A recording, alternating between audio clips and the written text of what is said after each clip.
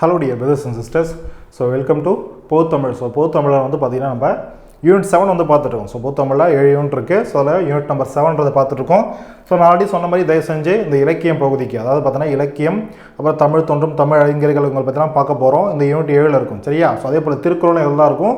திருக்குறளும் செப்பரேட்டாக உங்களுக்கு சைட் பை சைடில் கிளாஸஸ் வரும். அதே போல் எப்படி நம்ம பொதுத்தமிழ் சிலபஸில் 7 யூனிட் 7ன்றதும் தனியாக வரும்னு பார்த்தோமோ, ஸோ யூனிட் 7க்கான அழகு 7க்கான வீடியோஸும் உங்களுக்கு சைட் பை சைடில் வரும், சரியா? அதுவும் வந்து தனியாக வரும். அதே போல் அந்த அழகு 7லேயே திருக்குறளுக்கான வீடியோஸும் சைட் பை சைடில் வரும். அதே போல் மீதி இருக்கக்கூடிய அழகு 1லேருந்து 6 வரைக்கும் இருக்கக்கூடிய வீடியோஸ் லைனாக சிலபஸ் படி வந்துடும், சரியா? ஸோ ஓகே, பார்த்துக்கோங்க. ஸோ இந்த கிளாஸ் வந்து பார்த்தீங்கன்னா பழமொழி 400. ஸோ பழமொழி 400. ஸோ பழமொழி அப்படின்ற ஒரு நூல், ஸோ 14 கீழ்கணக்கு நூல். அதில் இருக்கக்கூடிய ஒரு முக்கியமான ஒரு அறநூல் தான் வந்து பார்த்திங்கன்னா எப்படி திருக்குறள், நாலடியார் இது போல் நம்ம பார்க்குறோமோ அதே போல் ஒரு முக்கியமான ஒரு அறநூல் இந்த பழமொழி 400. ஏன்னா நம்ம பார்க்கக்கூடிய டாபிக் என்னது, யூனிட் 7 அறநூல்கள் அப்படின்றது தான், சரியா? ஸோ இது வந்து பார்த்தீங்கன்னா பகுதி 3. பகுதி 3ன்னு ஒன்றும் கிடையாது. இந்த கிளாஸ் வந்து பார்த்தீங்கன்னா நம்முடைய இந்த யூனிட் 7க்கான சீரீஸில் 3வது கிளாஸ், அதான் பகுதி 3 பார்ட் 3ன்றது, சரியா? பார்ட் 3ன்றது பழமொழி 400. ஸோ என்ன எக்ஸாம் பாயிண்ட் ஆஃப் வியூவில் எதுதான் நம்மளுக்கு ரொம்ப இம்பார்ட்டன்ட், புது புக்கில் எங்கே இருக்குது, பழைய புக்கில் எங்கே இருக்குது, எந்த டேட்டா படித்தா போதும் அப்படின்ற அடிப்படையில் நம்ம பார்க்க போகிறோம். ஸோ என்னன்றதை பார்த்துடலாம், சரியா? ஸோ ஓகே, பொதுத்தமிழ் அழகு 7 இலக்கியம் பகுதியில் பழமொழி 400 அப்படின்றத நம்ம பார்க்குறோம். ஸோ ஓகே, பழமொழி 400 இதனுடைய ஆசிரியர் யாருமா, முன்றுரை அரையனார், சரியா? முன்றுரை அரையனார் அப்படின்றத பார்த்துருப்போம். சமண சமயத்தை சார்ந்தவர், சரியா? சமண சமயத்தை சார்ந்தவர். இந்த முன்றுரை அப்படின்றது முன்றுரை அரையனார் யார், ஆசிரியர், பழமொழி 400 ஆசிரியர்னு பார்க்குறோம் இல்லையா? இதில் அவர் பேருக்கு முன்னாடி இந்த முன்றுரைன்றது அவருடைய பேர், ஊர் பேர், சரியா? அதே போல் அந்த அரையன் அப்படின்றது அரசனை குறிக்கக்கூடிய சொல்லாக இருக்கலாம். ஒருவேளை சங்க காலத்தில் அவர் வந்து பார்த்தீங்கன்னா சங்ககாலம், சங்கம் அறிவிய காலத்தை சார்ந்த ஒரு நூல் தான் இது.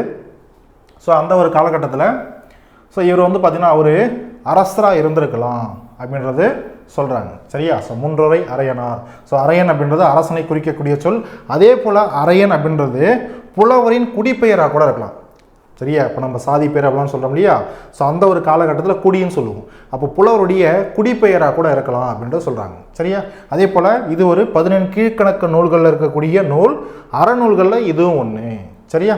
அதுக்கப்புறம் பார்த்தீங்கன்னா 400 பாடல்களை கொண்டது. அதனால தான் நம்ம என்ன பண்ணுறோம், பழமொழி 400. ஒவ்வொரு 400 பாடல்கள்லையும் அந்த 400 பாடல்கள் சொல்கிறது ஒரு 4 வரிகள் இருக்குன்னு வச்சுக்கோங்களேன். அந்த 4 வரிகளை கொண்ட ஒரு பாடல்லையும் அந்த கடைசியில் என்ன எப்படி முடியும், ஒரு பழமொழியோடு முடியும். அப்போ 400 பாடல்களையும் 400 பழமொழிகள் கொண்டு இருக்கிறதுனால பழமொழி 400 அப்படின்னு சொல்லக்கூடிய ஒரு பெயர் பெற்றது. அதே போல் இதை வந்து 34 அதிகாரங்களை பிரிச்சிருப்பாங்க, சரியா? ஸோ இதுக்கான ஒரு குறிப்பு வந்து பார்த்தீங்கன்னா நம்ம தேவீர புத்தகத்தில் மற்ற ஒரு சில புத்தகங்களை வந்து பார்த்தீங்கன்னா எடுத்து கொடுத்துருக்கேன். ஸோ 34 அதிகாரங்களாக இதை பிரிச்சிருக்காங்க. ஆனால் பாடல் மொத்தம் எத்தனை, 400 பாடல்களை கொண்டது. ஸோ பெயரில் இருக்குது பழமொழி 400. ஸோ 400 பாடல்களை கொண்டது. அதுக்கடுத்து இதனுடைய காலம் 4ஆம் நூற்றாண்டு. இதனுடைய காலம் 4ஆம் நூற்றாண்டு. ஏதோ 2ஆம் நூற்றாண்டு அப்படின்லாம் கொடுத்தாங்க அப்படின்னா மேக்ஸிமம் அந்த ஆன்சர் வந்து தவறு தான். ஏன்னா சங்கம் அறிவிய காலகட்டத்தை சேர்ந்த ஒரு நூல் தான் இந்த பழமொழி 400 அப்படின்றது. இது பொது ஆண்டு 4ஆம் நூற்றாண்டை சார்ந்தது. நல்லா பார்த்துக்கோங்க, எப்பயுமே ஒரு நூலாசிரியர் 4ஆம் நூற்றாண்டை சார்ந்தவராக இருக்கார், இல்லை 3ஆம் நூற்றாண்டை சார்ந்தவராக இருக்கார், இல்லை 11ஆம் நூற்றாண்டை சார்ந்தவராக இருக்காருன்னா அந்த நூலும் அந்த 11ஆம் நூற்றாண்டை சார்ந்ததாக இருக்கும். ஏன்னா என்னது, அவரால் தான் அந்த நூல் எழுதப்பட்டது.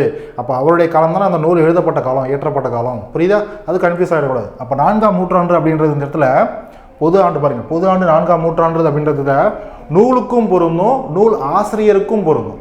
ஒவ்வொரு பாடலிலும் பார்த்தீங்கன்னா ஒரு பழமொழி இடம்பெற்றுள்ளதாக நம்ம பார்த்துருக்கோம். 400 பாடல்கள் 400 பழமொழிகள் அப்படின்றது பார்க்குறோம். இதனுடைய சிறப்பு பெயர் என்ன? ஸோ பழமொழி 400க்கு எப்படி வேறு ஏதாவது சிறப்பு, இப்போ நம்ம நாலடியாருக்கு எப்படி வேளாண் வேதம் போன்ற சிறப்பு பெயர்களாக இருக்குது, அதே போல் பழமொழி 400க்கு ஏதாவது சிறப்பு பெயர் இருக்கா அப்படின்னா முதுசொல். முதுசொல் பொதுவாகவே தொல்காப்பியர் வந்து பார்த்தீங்கன்னா பழமொழியை எப்படி சொல்லுவார்னா பழமொழி 400 அதுக்கு அடுத்த ஒரு காலகட்டத்தில், சரியா? அதுக்கப்புறம் லேட்டர் ஸ்டேஜில் தான் இயற்றப்பட்ட ஒரு நூல் இது. ஆனால் பொதுவாகவே பழமொழியை தொல்காப்பியர் எப்படி சொல்கிறார் அப்படின்னா ஒரு முது சொல் அப்படின்னு சொல்லியிருப்பார், சரியா? ஸோ அப்போ பழமொழி 400 அப்படின்றது நூல் எதை பேஸ் பண்ணியிருக்கு, பழமொழிகள். அந்த நூலில் நிறைய பழமொழிகள் சொல்லப்பட்டிருக்கு. அப்போ பழமொழி என்ற சொல் வந்து பார்த்தீங்கன்னா தொல்காப்பியத்தில் பயன்படுத்தியிருக்காரு. அப்போ முது சொல் அப்படின்னு சொல்கிறார், சரியா? ஸோ முது சொல், அப்புறம் பழமொழின்னு சொல்லுவோம், இல்லை பழமொழி 400ன்னு சொல்லுவோம். எல்லாமே என்னது, இந்த பழமொழி 400ன்னு சொல்லக்கூடிய இந்த ஒரு நூலை தான் குறிக்கும். அதே போல் திருக்குறள் ஒரு நீதி நூல் நம்ம பார்க்குறோமா, நாலடியாரும் நீதி நூல் தான். அப்போ திருக்குறள், நாலடியார் போன்ற நீதி நூல்களுக்கு அடுத்து வைத்து எண்ணக்கூடிய அப்படின்னது இந்த 2 நூலுக்கு அடுத்து ஒரு புகழ்மிக்க ஒரு அறநூலாக நம்ம எதை வச்சு பார்க்குறோம் அப்படின்னா இந்த பழமொழி 400. ஏன்னா நிறைய அறக்கருத்துக்களை இந்த நூல் சொல்லப்பட்டிருக்கும். எப்படி திருக்குறள் நாலடியாரில் நிறைய அறக்கருத்துக்கள் சொல்லப்பட்டிருக்கோ அதே போல் பழமொழி 400ம் நிறைய கருத்துக்கள் சொல்லப்பட்டிருக்கு. சரியா? அதுக்கப்புறம் பார்த்தீங்கன்னா பழமொழிகளை கொண்டு நூல் முழுவதும் எழுதப்பட்ட ஒரு தொன்மையான நூல். சரியா? ஸோ அதான் நம்ம பார்க்குறோம், ஒவ்வொரு பாடல்லையும் கடைசியில் பழமொழின்றது முடியும். பெரிய ஒரு பழமொழியோடு முடியும். அப்போது ஒரு தொன்மையான பழமொழிகளை கொண்டு எழுதப்பட்ட ஒரு தொன்மையான நூல்ன்றது தான். தொன்மையானது பழமையான நூல். சரியா? அதே போல் இந்த ஒரு நூலில் வந்து பார்த்தீங்கன்னா ஸோ அந்த ஒரு காலகட்டத்தை சேர்ந்து அதுக்கு முந்தைய காலகட்டத்தில் வாழ்ந்த முக்கியமான அரசர்கள் மற்றும் வள்ளல்களுடைய குறிப்புகள், வரலாற்று குறிப்புகள் இந்த நூலில் இடம்பெற்றிருக்கு. இந்த நூலில் இருக்கக்கூடிய இடம்பெற்றக்கூடிய இந்த பாடல் வரிகள் மூலயமா அவங்களுடைய வரலாற்று குறிப்புகளும் இடம்பெற்றிருக்கு. அந்த மாதிரி பாருங்க, பல்யானை, செல்கழு குட்டுவன், கரிகாலன், மனுநீதி கண்ட இல்லை மனுநீதி சோழன், மனுநீதி கண்ட சோழன் எல்லாம் ஒன்று தான். சரியா? ஸோ இவருக்கு இன்னொரு பேருக்கு என்ன சொல்லுவோம், எல்லாளன்னு சொல்லுவோம். சரியா? எல்லாளன் அப்படின்னாலும் மனுநீதி கண்ட சோழன் அப்படின்னாலும் எல்லாம் ஒன்று தான். அதுக்கடுத்து பொற்கை பாண்டியன், சரியா, தூங்கெழில் எறிந்த சோழன், பாரி, பேகன் போன்ற வள்ளல்கள் இவங்களை பற்றின வரலாற்று குறிப்புகள் இந்த நூலில் சொல்லப்பட்டிருக்கு. சரியா? ரொம்ப இம்பார்ட்டன்ட். நோட் பண்ணிக்கிட்டீங்களா?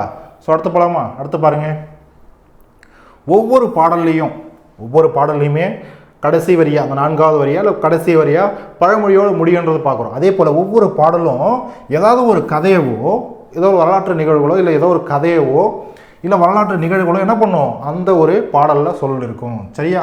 ஸோ அது மூலயமா அறத்தை சுட்டி காட்டுகிறது, அறத்தை வலியுறுத்தும், நம்மளுக்கு நல்ல கருத்துக்களை சொல்லும் அறநூல்கள் அப்படின்றது இதன் மூலயமா தான் நம்மளுக்கு இடம்பெறுது. சரியா? ஏன் அறநூல்னு சொல்கிறோம்? அறத்தை வலியுறுத்தக்கூடிய நூல்கள் பாடல்கள் மூலயமா சொல்லுது. ஸோ 14 கீழ்கணக்கு நூல்களில் வரலாற்றை மிகுதியாக தரும் நூல். சரியா? 14 கீழ்கணக்கு நூல்களையே வரலாற்று செய்திகளை அதிகமாக தரக்கூடிய நூல் இந்த பழமொழி 400. சரியா? ஸோ ஓகே, இப்போ இது வரைக்கும் நம்ம பார்த்தது எல்லாமே பழமொழி 400 பற்றின பேசிக் இன்ஃபர்மேஷன். சரியா? அந்த நூலை பற்றின ஒரு basic information exam point of பார்த்தோம். அதே போல் புத்தகத்தில் எங்கெங்கெல்லாம் சார் இந்த பழமொழி 400 சார்ந்த இன்ஃபர்மேஷன் இருக்குது, எங்கெங்கெல்லாம் பாடல் இருக்குது, பாடல் வரிகள், பாடலுடைய பொருள் என்ன, சொல்லும் பொருள், அதில் ஏதாவது சொல்லும் பொருள் முக்கியமான என்ன சொல் இருந்தது, அதுக்கான இணையான தமிழ் வேறு என்ன பொருள்லாம் இருக்குது அப்படின்றதான் பார்க்க போகிறோம். சரியா? ஸோ இதே போல் இந்த பாடல்கள் மூலயமா என்ன பழமொழி அதில் சொல்லியிருக்காங்க அப்படின்ற விஷயத்த நம்ம தெரிஞ்சுக்கணும் இல்லையா? ஸோ ஓகே, 7ஆம் வகுப்பு புதிய புத்தகத்தில் பழமொழி 400 சார்ந்த ஒரு செய்யுள், ஒரு பாடல்ன்றது இருக்குது. சரி, என்ன செய்யுள் பாருங்க, மாறியொன்று, மாறினது மழை. சரியா? மாறியொன்று இன்றி வரந்திருந்த காலத்தும், மாறி இல்லாமல் மழை இல்லாமல் வரந்திருந்த அப்படின்னா வறண்ட காலம் சொல்ல முடியாது, வறண்டிருந்த காலத்தும் பாரி மடமகள், பாரியுடைய மகள்கள். சரியா?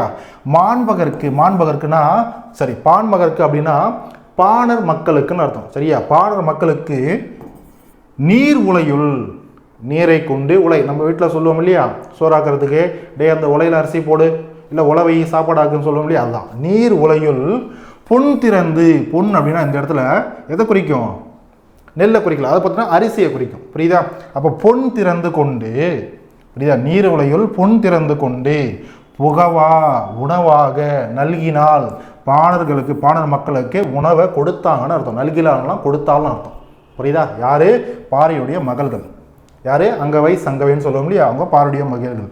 ஸோ இது என்ன தெரியுது, கடைசியில் பழமொழியோடு முடிக்கிறாங்க. என்னது? ஒன்றுரா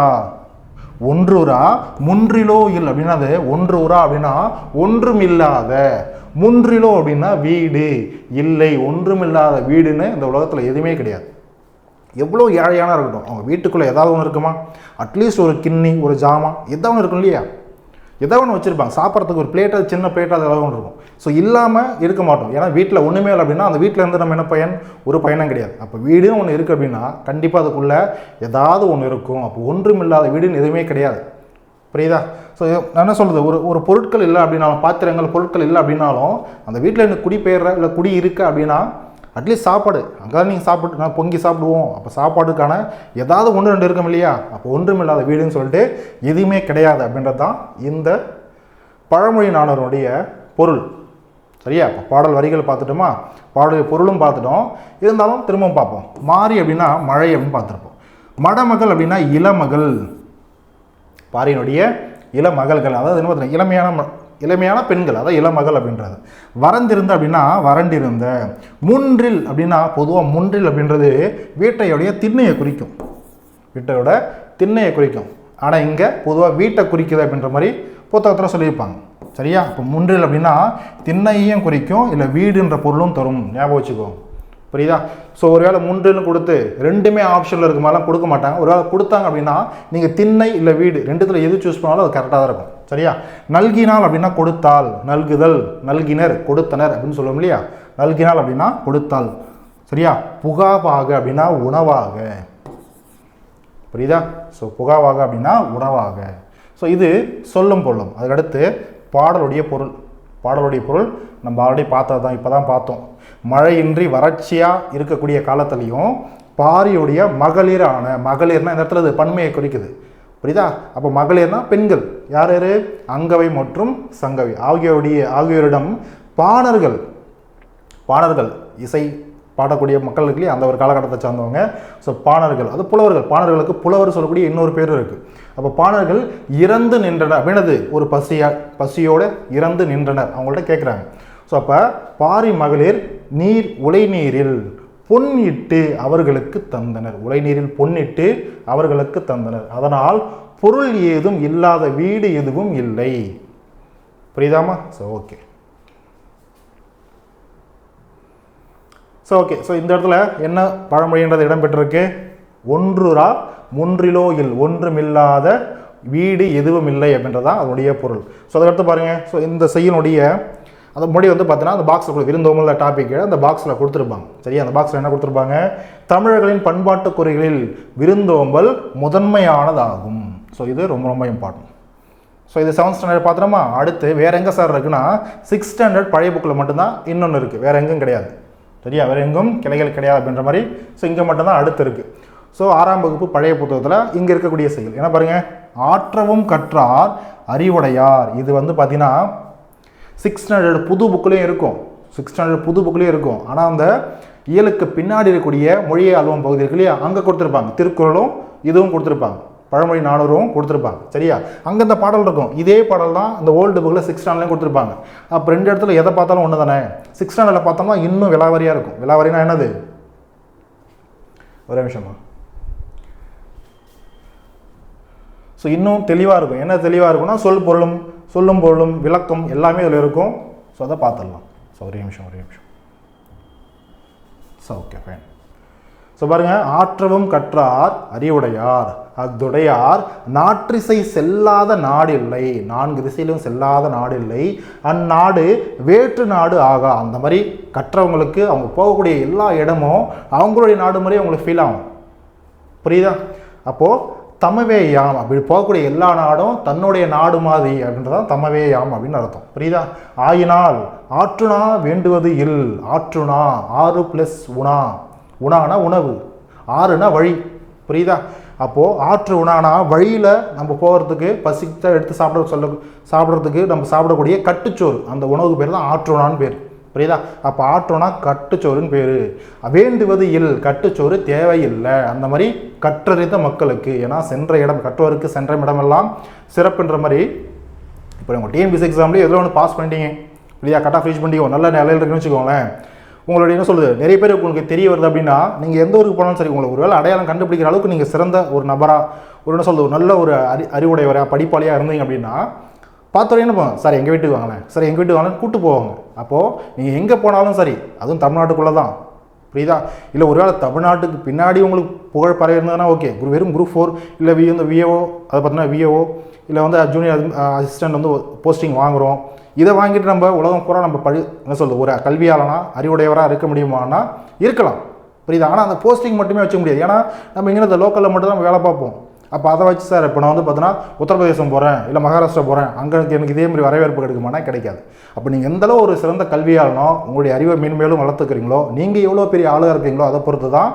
கற்றறிந்தாராக இருந்தீங்க அப்படின்னா 4 பேருக்கு தெரிய வரும். அது மூலிமா நீங்கள் எங்கே போனாலும் என்னது, உங்களுக்கான வரவேற்பு பெரிய அளவில் இருக்கும். புரியுதா? நம்ம ஏன் அங்கே போகணும்? இப்போ நீங்கள் உங்கள் டிஸ்ட்ரிக்டில் படிச்சுட்டு இருக்கீங்க, புரியுதா? இல்லை உங்கள் டிஸ்ட்ரிக்டில் உங்கள் ஊருக்கு மட்டும்தான் உங்களுக்கு மேக்ஸிமம் தெரியும்னு வச்சுக்கோங்களேன். ஸோ நீங்கள் ஒரு போஸ்டிங் வாங்குறது மூலயமா இல்லை டாப் ரேங்க் எடுத்துட்டேன், இல்லை டாப் ஃபஸ்ட் வந்துட்டேன், டாப் செகண்ட் வந்துட்டேன், இல்லை டாப் 3 வந்துட்டேன், பொதுவாக ஒரு டாப் 100 வந்துட்டேன், புரியுதா? உங்களுடைய ரீச் நிறைய பேருக்கு தெரியுது அப்படின்னா உங்கள் ஊருக்கு அப்புறம் உங்களுடைய வட்டம், உங்களுடைய டிஸ்ட்ரிக்ட், நம்மளுடைய தமிழ்நாடு ஸ்டேட் ஃபுல்லாக என்ன பண்ணுவீங்க, தெரிய ஆரம்பிப்பீங்க. அப்போ நீங்கள் எந்த ஊருக்கு போனாலும் மேக்ஸிமம் உங்களை கண்டுபிடிச்சிருவாங்க, புரியுதா? ஸோ அந்த மாதிரி போகிறவங்களுக்கு சாப்பாடு கட்டுச்சோறு எடுத்துகிட்டு போக வேண்டிய அவசியமே கிடையாது. அந்தளவு வரவேற்பு இருக்கும், அந்தளவு உங்களை கவனிப்பாங்கன்றது தான் இந்த ஒரு பழமொழி நானூறுடைய பொருள். சரியா? எல்லாரையும் கவனிப்பாங்களா? கிடையாது. ஆற்றவும் கற்றார், ஆற்றவும் முழுமையாக கல்வியறிவு பெற்ற அறிய உடையவங்களை, புரியுதா? ஸோ பார்த்துக்கோங்க. சொல்லும் பொருளும் வந்து பார்த்தா ஆற்றவும் அப்படின்னா நிறைவாக, அதான் முழுமையாகன்னு சொன்னேன். நாற்றிசை அப்படின்னா 4 திசைகள், அதான் நாற்றிசை. தமவேயாம் அப்படின்னா தம்முடைய நாடுகளே அப்படின்னு அர்த்தம். ஆறு அப்படின்னா அந்த இடத்துல வழின்னு அர்த்தம். ஆறுக்கு இன்னொரு பொருள் வழி, ஞாபகம் வச்சுக்கோங்க. உணா அப்படின்னா உணவு, கட்டுச்சோறு அப்படின்னா வழிநடை உணவு, அதான் ஆற்றுணா. ஆற்றுணா அப்படின்னாலும் கட்டுச்சோறு அப்படின்னாலும் வழிநடை உணவு அப்படின்னாலும் எல்லாம் ஒன்று தான். சரியா? எல்லாம் ஒரே பொருளை தரக்கூடியது. ஸோ பாடோடைய பொருள் பாருங்கள். அடுத்து கற்க வேண்டிய நூல்களை நம்ம படிக்கக்கூடியதான். டிஎன்பிசிக்கு எந்த எக்ஸாமுக்கும் நீங்கள் படிக்கக்கூடிய உங்களுடைய சிலபஸ் என்னவோ, என்னென்ன நூல்கள் என்னது, என்னென்ன புக்கை படிக்கணுமோ, என்னென்ன யூனிட்டை படிக்கணுமோ, புரியுதா? எந்தெந்த கண்டென்ட்லாம் படிக்கணுமோ எல்லா கண்டென்ட்டையும் பாருங்கள் எப்படி படிக்கணுமா, நிறைவாக படிக்கணும், ஒழுங்காக தெளிவாக நிறைவாக படிக்கணும், ஒன்று விடாமல் படிக்கணும். அப்போ தான் எந்த கொஸ்டின் கேட்டாலும் ஆன்சர் பண்ண முடியும், புரியுதா? அப்போ என்ன பண்ண முடியும், நீங்கள் போஸ்டிங் வாங்க முடியும். போஸ்டிங் வாங்குறது மூலயமா நீங்கள் எங்கே போனாலும் உங்களுக்கான பேரும் புகழும் கிடைக்கும், புரியுதா? ஸோ அப்போது கற்க வேண்டிய நூல்களை நிறைவாக கற்றவர் அறிவுடையார் ஆவார், புரியுதா? நிறைவாக கற்றால் மட்டும்தான் அறிவுன்றது இருக்கும். அப்போ தான் எந்த கேள்வி கேட்டாலும் ஆன்சர் பண்ண முடியும். சரியா? ஸோ அதுதான் அவருடைய புகழ் 4 திசைகளிலும் பரவும். தமிழ்நாடு முழுக்க நம்ம பரவ செய்கிறோம், புரியுதா? அவருடைய புகழ் பரவாத நாடு இல்லை. இந்த இடத்துல ஒரு குரூப் 4 லெவல் எக்ஸாம் வச்சுக்கோங்களேன். இந்த இடத்துல நாடுகள் அப்படின்றது ஒரு டிஸ்ட்ரிக்ட் லெவலில், ஸோ ஒரு தாலுக் லெவலில், ஒரு டிஸ்ட்ரிக்ட் லெவலில் அப்படின்றது ஞாபகம் வச்சுக்கோங்க, புரியுது? ஒரு யூனியன் லெவலில், அடுத்து ஸ்டேட் லெவல் அப்படின்னு ஞாபகம் வச்சுக்கோங்க, புரியுதா? அந்த நாடுகள் எல்லாம் வேற்று நாடுகள் இல்லை. நீங்கள் எங்கே போனாலும் உங்கள் ஊர் மாதிரியே நீங்கள் ஃபீல் பண்ணுவீங்க.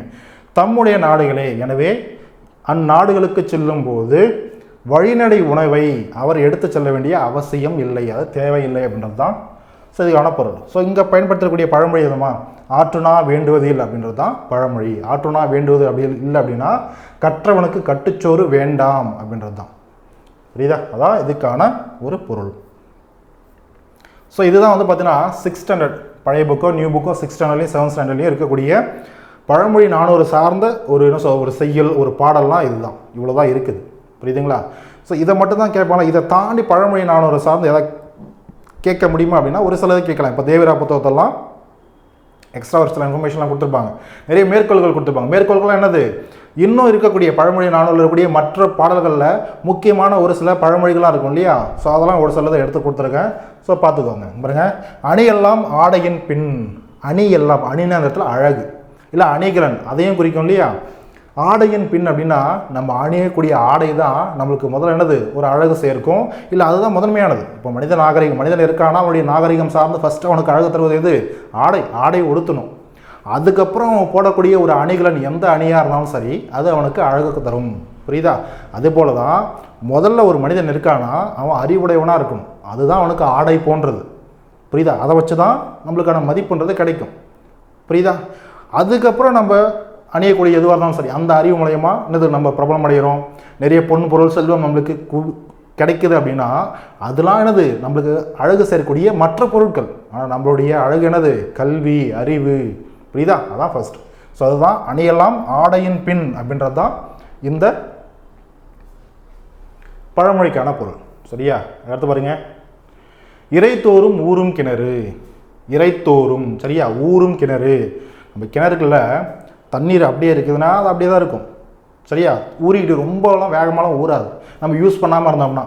அதே நம்ம அந்த கிணத்துல இருக்கிற தண்ணியை நம்ம யூஸ் பண்ண தண்ணியும் புதுசாக இருந்துகிட்டே இருக்கும், அதில் தண்ணியும் சுரந்துக்கிட்டே இருக்கும். அப்படின்னா அது தண்ணீர் கிணறு ஊறிக்கிட்டே இருக்கும், புரியுதா? ஸோ அதுதான் இறைத்தோறும் ஊரும் கிணறு. இதுவே வந்து பார்த்தோன்னா தண்ணியை நம்ம இறைக்கல அப்படின்னா, இறைச்சி நம்ம யூஸ் பண்ணல அப்படின்னா, இறைக்கலாம் என்ன பண்ணுவோம் அப்படின்னா என்னது, நம்ம யூஸ் பண்ணாமல் இருக்கணும். அதனால தான் அந்த கிணத்து தண்ணி அப்படியே இருக்குன்னா, அந்த கிணறு தண்ணி வந்து பார்த்தோன்னா திடீர்னு ஒரு நாள் போய் நம்ம யூஸ் பண்ணுறோம்னா நல்லா இருக்குமா, நல்லா இருக்காது, புரியுதா? அது ஒரு பாழடைந்த தண்ணியாக இருக்கும், அந்த தண்ணியோட சுவை நல்லா இருக்காது, புரியுதா? நம்ம திரும்ப திரும்ப இறைச்சி யூஸ் பண்ணும்போது தண்ணீர் புதுசு புதுசாக வரும்போது நல்ல வடி தண்ணியாக கிடைக்கும். அப்போ நல்ல ஒரு ஒரு ஒரு ஆரோக்கியமான ஒரு நல்ல சுவையுடைய தண்ணீர்ன்றது கிடைக்கும். அதுதான் இறைத்தோறும் ஊறும் கிணறு, இறைத்த கிணறு ஊறும், இறைக்காத கிணறு நாரும், பயன் தராது அப்படின்றது தான் ஸோ இதுக்கான பொருள். அதுக்கடுத்து பாருங்க, கடன் கொண்டும் செய்வார் கடன். கடன் கொண்டும் செய்வார் கடன் அப்படின்னா இந்த இடத்துல கடன் அப்படின்றது இது கடமையை குறிக்கும். சரியா? ஒரு உதவி, ஒரு கடமையை குறிக்கும். கடன் கொண்டு செய்வார் யாரு? சான்றோர்கள், நல்லவர்கள். புரியுதா? பாருங்க, சான்றோர்கள் கடன் பட்டாவது, கடன் கொண்டும் கடன் பட்டாவது உதவி செய்து தங்கள் கடமையை செய்வர். புரியுதா? அதுதான் கடன் கொண்டும் செய்வார் கடன். இந்த பழமொழிக்கான பொருள் அதுதான். அதற்கு பாருங்க, கற்றலின் கேட்டலே நன்று. கற்றலின் கேட்டலே நன்று. இப்போ வந்து பார்த்தீங்கன்னா, இப்போ குரூப் 4 லெவலில் நீங்கள் படிக்கிறீங்க அப்படின்னா செல்ஃப் ஸ்டடியே போதுமானது. மற்றவங்க சொல்லி நீங்கள் படிக்க வேண்டிய அவசியம் கிடையாது. ஏன்னா அந்தளவு படிக்கிறதுல ஈஸியாக புரிஞ்சிடும். அந்த மாதிரி கண்டென்ட் தான் இருக்கும். ஸ்கூல் புக்ஸ்லேயே ஆகட்டும், எதுவாக இருக்கட்டும், சிலபஸ் ஓரியன்டாக எல்லாமே உங்களுக்கு ஈஸியாக புரிஞ்சிடும். அது ஃபைன். இப்போ வந்து பார்த்தீங்கன்னா ஒரு ரொம்ப பெரிய ஒரு சப்ஜெக்ட் இருக்குது, அதை பற்றின ஒரு புரிதலே நம்மளுக்கு இல்லை அப்படின்னா என்ன சொல்கிறது பாருங்க, கற்றலின் கேட்டலே நன்று. அப்போ அதை பற்றி நல்லா தெரிஞ்ச ஒருத்தர் உங்களுக்கு சொல்லித்தராருன்னு வச்சுக்கோங்களேன், அது கேட்கறது மூலிமா, அதுக்கு மூலிமா கிடைக்கக்கூடிய அறிவு உங்களுக்கு நல்லது. ஏன்? நீங்களே படிச்சிங்க அப்படின்னா அந்த ஒரு சப்ஜெக்டில் படிப்பீங்க, ஆனால் ஒரு சில விஷயம் உங்களுக்கு டவுட் வரும், ஆனால் அந்த டவுட்டை நீங்கள் கிளாரிஃபை பண்ணாமல் விட்டுருவீங்க. புரியுதா? இதுவே அதுக்கான மீனிங் என்ன, அந்த டவுட்டுக்கான மீனிங் என்ன, அந்த டவுட்டை எப்படி கிளியர் பண்ணுறதுன்னு சொல்லிட்டு ஆல்ரெடி ஒருத்தர் படித்தவர் இருப்பார். புரியுதா? அவர் சொல்கிறது நீங்கள் கேட்டிங்க அப்படின்னா அவர் சொல்கிறதையும் நீங்கள் படித்த மாதிரி ஆச்சு, நீங்கள் படிக்க நினச்சதும் படித்த மாதிரி ஆச்சு. உங்களுக்கு ஒரு டவுட்லாம் வரத்துக்கு வாய்ப்பு இருக்கு இல்லையா, அதுவும் சேர்த்து அவர் கிளியர் பண்ணிவிடுவார். புரியுதா? அப்போது நாமே கட்டுறதை விட கேட்டல், நல்லா கற்றவங்க, படித்தவங்க சொல்கிறத நம்ம கேட்குறது இன்னும் நல்லது. புரியுதா? ஸோ தானே கற்பதை விட கற்றறிந்தவரிடம் கேட்டலே நன்று அப்படின்றது தான் இந்த பழமொழிக்கான பொருள். அதை எடுத்து பாருங்க, குலவிச்சை கல்லாமல் பாகம் படும். சரியா? குலவிச்சை, விச்சைனா கல்வி அப்படின்னு சொல்லி நம்ம நாடியார் பாடலாம் பார்த்துருப்போம். குலவிச்சை அப்படின்னா குலவித்தை, இல்லை நம்முடைய குலத்தின் மூலமாக கேட்கக்கூடிய குலக்கல்வி, இல்லை குல அறிவு கல்லாமலேயே இனிது அமையும். புரியுதா? இப்போ நம்ம வந்து பார்த்தீங்கன்னா நம்முடைய ஒரு பர்டிகுலர் குலத்தை சார்ந்து ஒரு பர்டிகுலர் ஒரு தொழிலை செய்யக்கூடிய ஒரு பேக்ரவுண்டை சார்ந்த ஒரு குடும்பமாக இருக்கணும்னு வச்சுக்கோங்களேன். அது நீங்கள் என்னது ஒரு நூல்கள் மூலயமாவோ, ஃபார் எக்ஸாம்பிள் இப்போ நீங்கள் உங்கள் அப்பாவோ உங்களுடைய வழியை தோன்றல வந்து பார்த்தீங்கன்னா ஒரு பெரிய இன்ஜினியரிங் வச்சுக்கோங்க. பெரிய வந்து பார்த்தீங்கன்னா ஒரு இன்ஜினியர், ஏன் சார் எடுத்தோன்னே இன்ஜினியர்ன்றீங்க, ஒரு புரிதலுக்காக சொல்கிறேன். எடுத்தோன்னே ஒரு பெரிய இன்ஜினியர், ஒரு சிவில் இன்ஜினியர் வச்சுக்கோங்களேன். ஸோ அவங்க செய்கிறது இதெல்லாம் வந்து நீங்கள் பார்க்கும்போதே உங்களுக்கு புரிய ஆரம்பிச்சிடும். சரியா? நீங்கள் ஏன்னா நீங்கள் சின்ன குழந்தையா உங்கள் அப்பா தாத்தா இதெல்லாம் செய்கிறது நீங்கள் பார்த்துருப்பீங்க. உங்களுடைய உங்களுடைய ஃபேமிலி பேக்ரவுண்ட் சார்ந்த ஒரு தொழிலாக அது இருக்கும். அப்போ அதனுடைய அறிவு உங்களுக்கு நீங்கள் வளரும் போதே உங்களுக்கு குடும்பத்தை சார்ந்தே உங்களுக்கு கிடைச்சிடும். நூல்கள் நீங்கள் போயிட்டு டிகிரி சேர்ந்து அந்த நூல்கள்லாம் புக்ஸ்லாம் படித்து ஒரு டிகிரி வாங்கி அங்கே எக்ஸாம்லாம் கண்டக்ட் பண்ணி வரதுனால அது அறிவு கிடைக்கும். இருந்தாலும் உங்களுக்கு என்னது வீட்லேயே அது கிடைச்சிடும். குல வித்தை, குலக்கல்வி, குல அறிவுன்றது கல்லாமலேயே உங்களுக்கு கிடைக்கும். அதுதான் இது பழமொழியினாலும் சொல்லக்கூடிய ஒரு கருத்து. சரியா? ஒரு பழமொழி. குன்றின் மேலிட்ட விளக்கு. குன்றின் மேலிட்ட விளக்கு நம்ம வந்து பார்த்தீங்கன்னா ஓமை தொடர் இதெல்லாம் பழமொழிகளை நம்ம பார்க்கும்போது அங்கேயே நம்ம பார்ப்போம். குன்றின் மேலிட்ட விளக்குனா என்னப்பா, நெடுந்தொலைவுக்கு தெரிந்துவிடும். குன்றுனா என்னது? ஒரு மலை. புரியுதா? பெரிய அளவில் தான் மலை, அந்த மலையை கொஞ்சம் சின்ன இருந்ததுன்னு வச்சுக்கோங்க, கொஞ்சம் உயரம் கம்மியாக இருந்ததுன்னா அது குன்று. புரியுதா? அந்த குன்றின் மேலிட்ட, ஃபார் எக்ஸாம்பிள் இப்போ திருவண்ணாமலையில் தீபம் ஏற்றுறாங்க அப்படின்னா சுற்று வட்டாரத்துக்கு எல்லாத்துக்கும் தெரியும். நிறைய பேர் வந்து பார்த்தீங்கன்னா பக்கத்தில் இருந்து பார்க்க முடியாதுங்க, டிவிலாம் பார்ப்பீங்க, தட்ஸ் ஃபைன். ஆனால் பக்கத்தில் கூடிய கிராமங்கள் எல்லாம் வந்து பார்த்தீங்கன்னா அந்த மலையில் ஏற்றிருக்கக்கூடிய அந்த எரிந்து கொண்டிருக்கூடிய அந்த விளக்குன்றது நல்லா தெரியும். புரியுதா? அப்போ நெடுந்தொலைவுக்கும் அது தெரியும். அதான் குன்றின் மேலிட்ட விளக்கு போல அப்படின்றது. புரியுதா? அதுக்கடுத்து தனிமரம் காடாதல் இல். தனிமரம் சொல்ல முடியாது, தனிமரம் தோப்பாகாதுன்னு சொல்ல முடியாது, அதுதான் இது. புரியுதா? ஒரு மரம் தனியே நின்று காடாவது இல்லை. இது எதுக்கு பொருந்தும் அப்படின்னா, ஃபார் எக்ஸாம்பிள் இப்போ ஒரு மன்னர்கள் போர் செய்கிறாங்கன்னு வச்சுக்கோங்க. ஒரு மன்னர் போர் செய்கிறாரு, இல்லை ஒரு மன்னர் இருக்கார், அந்த மன்னருக்கு இன்னொரு நாட்டுடைய மன்னன் எதிரின்னு தெரிய வருதுன்னு வச்சுக்கோங்களேன். எதிரின்னு தெரிய வருது, இல்லை கண்டிப்பாக இவன் நம்மளுக்கு ஃபியூச்சரில் எதிரியாக வருவானா, அந்த சிறந்த ஒரு மன்னன் என்ன பண்ணுவானா, அவனை உடனே வந்து பார்த்தோன்னா அந்த அரசையோ இல்லை அவனையோ உடனே கொன்னுடுவான். புரியுதா? ஏன்னா தன் நாட்டு மக்களுக்கு எந்த ஒரு பாதிப்பும் வந்துடக்கூடாது, அவன் தனியாக இருக்கும்போதே கொன்னுடணும். புரியுதா? ஸோ இது ஒரு காத்தல். நம்ம நாடு நம்முடைய மக்களை பாதுகாக்கிறதுக்கு இந்த மாதிரி யோசனை பயன்படுத்தணும். புரியுதா? தனியாக இருக்கும் போதே கொண்டுடும் அப்படின்னா இது வேறு மாதிரி வைலன்ஸ், வன்முறைன்ற மாதிரி போயிடக்கூடாது. புரியுதா? ஒரு மன்னன் இது செய்கிறான்னா அது தன்னுடைய நாட்டுக்கோ தன்னுடைய நாட்டு மக்களுக்கோ நல்லது தரும். புரியுதா? அவன் தனியாக இருக்கும்போது என்னது, அவன் சிங்கிளாக இருக்கும்போதே பெருமளவு மற்றவருடைய சப்போர்ட்லாம் சேர்க்காம தனியாக இருக்கும்போதே அவனை முடிச்சிடணும். புரியுதா? அப்போது தனிமரம் காடாதல் இல்லை. அந்த மாதிரி தனியாக இருக்கக்கூடிய எதிர்த்திருக்கக்கூடிய ஒரு அரசன் தனியாக இருக்கும்போதே அவனை கொண்டுட்டோம் அப்படின்னா பிரச்சனை இல்லை. இதுவே வந்து பார்த்தோன்னா தன்னுடைய நட்பு சார்ந்து இல்லை புதுசாக ஒரு நட்பு உருவாக்கி இன்னும் பக்கத்தில் நம்மளுக்கு இன்னும் எதிரியாக இருக்கக்கூடிய மற்ற எல்லாத்தையும் கூட்டு சேர்க்குறான் அப்படின்னா, ஒரு தோப்பாக மாறுறான் அப்படின்னா அவனை நம்ம எதிர்க்கிறது ரொம்ப கஷ்டம். புரியுதா? அதனால் அந்த தனிமரம் காடாதல் இல்லை. தனிமரம் தனியாக இருக்கிறதுக்குள்ளேயே அதை முடிச்சிடணும். காடாக விட்டோன்னா கஷ்டம். புரியுதா? ஃபார் எக்ஸாம்பிள் வீட்டில் சொல்லணும்னா எனது நிறைய வேலிகள் இருக்கும். இப்போ நம்ம வந்து கிராமப்புறத்தில் ஒரு விவசாயம் செய்கிறோம் அப்படின்னா வேலிகள் இருக்கும். அங்கே வந்து தனியாக வந்து பார்த்தோன்னா ஒரு முள் செடி உழைச்சிருக்கும் போதே அதை ஒழிச்சிடணும். விட்டுட்டும் அது தோப்பாக மாறிடுச்சு அப்படின்னா அதுவே நம்முடைய பயிருக்கும் சரி நம்முடைய நிலத்துக்கும் சரி பெருக்கேடு விளைவிக்கும். புரியுதா?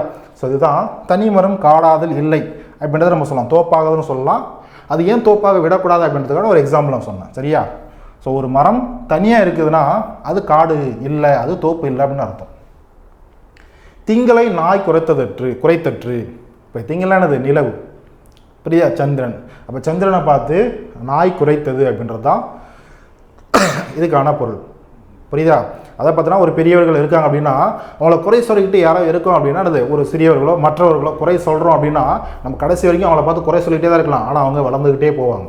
ஏன்னா அவங்க பெரிய இடத்துல இருக்காங்க. அவங்க என்னது ஒரு நிலவு போல் இல்லை ஒரு பெரிய மலை போல் அப்படின்னு சொல்லுவோம். புரியுதா? அது மாதிரி இருப்பாங்க. அதுக்கடுத்து நிறை குடம் நீர் தழும்பல் நிறைந்த குடம். முழு அறிவோடு படிச்சுட்டு போயிட்டு எக்ஸாம் ஹாலில் உட்காரோம். ஒரு குரூப் 4 எக்ஸாமுக்கோ குரூப் 2 எக்ஸாம் குரூப் 1 எக்ஸாமுக்கோ உட்காரோம் அப்படின்னா அந்த இடத்துல நம்ம என்ன பண்ண மாட்டோம், தழும்ப மாட்டோம். அஜுஜோ இதுக்கு ஆன்சர் தெரியாதா அதுக்கு ஆன்சர் தெரியாதுன்ற குழப்பன்றது வராது. கண்டிப்பாக கட் ஆஃப் நம்ம தூக்கிடுவோம், கட் ஆஃப் தாண்டி நம்ம போயிடுவோம், டாப் ரேங்கே நம்ம வருவோன்ற ஒரு நிறைவோடு இருப்போம். அப்போ என்ன பண்ணுவோம், நம்மளுடைய அறிவு நிறைவாக இருக்கணும். புரியுதா? அப்போது நீர் நிறைந்த குடம் என்ன அது தழும்பாது.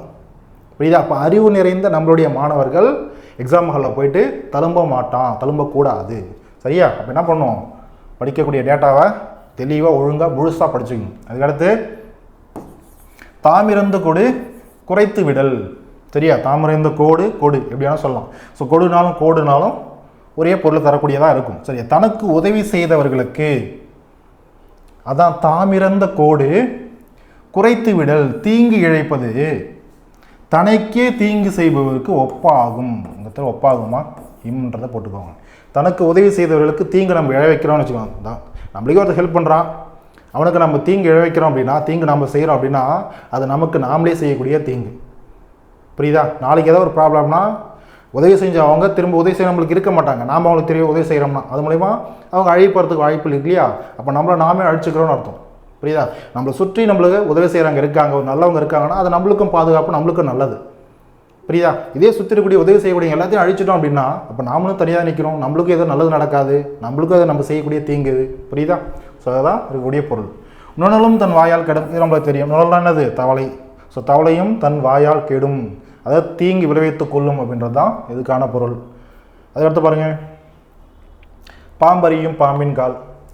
பாம்பின் கால்களை பாம்புகளே அறியும் அப்படின்றது எப்படின்னானது, கற்றவர்கள் அறிய உடையவர்கள் தான் எவ்வளோ சிறந்தவங்க இல்லை சான்றவர்கள் தான் எந்த அளவுக்கு நல்லவங்க ஒரு சான்றவர்கள் கற்றவர்கள் அப்படின்றது அவங்களுக்கு தெரியும். மற்றவங்க ஜட்ஜ் பண்ண வேண்டிய அவசியம் கிடையாது. அதாவது அடிப்படையில் என்ன பண்ணுவாங்க, நடந்து கொள்வாங்க. எப்படி நடந்துக்கணுமோ அப்படி நடந்து கொள்வாங்க.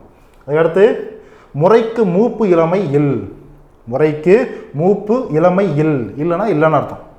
இல்லைனா வீடுன்னு சொல்லக்கூடிய இன்னொரு பொருள் இருக்குது. நம்ம ஆல்ரெடி பார்த்துருப்போம், புத்தமிழ் படிக்கும்போதே படிச்சிருப்போம். இல்லைனா இல்லம் சொல்லக்கூடிய வீடுன்னு சொல்லக்கூடிய இன்னொரு பொருளும் இருக்குது. இல்லைன்னு சொல்கிறது மேக்ஸிமம் இல்லை அப்படின்னு வரும்போது இல்லை அப்படின்ற பொருளும் முடியும். முறைக்கு மூப்பு இளமை அப்படின்னா முறைனா அந்த இடத்துல நீதியை குறிக்கும். புரியுதா? ஒரு நீதியை குறிக்கும். முறைக்கு மூப்பு இளமை அப்படின்னா நீதி வழங்க.